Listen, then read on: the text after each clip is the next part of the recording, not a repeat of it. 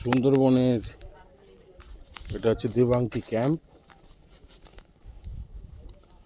এই ক্যাম্পটা পঞ্চমুখ অর্থাৎ 5টা নদী তার ঠিক মিলনস্থলের মুখেই এটা একটা ফরেস্ট ক্যাম্প, বিট অফিস।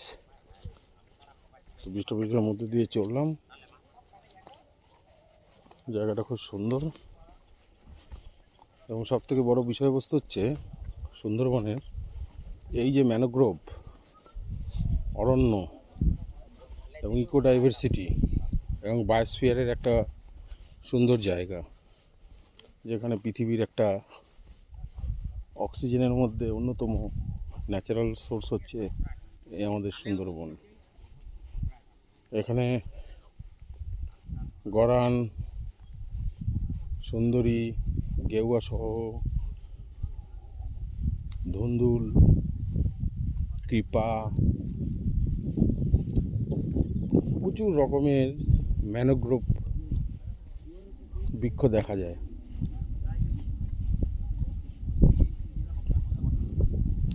খুব সুন্দর।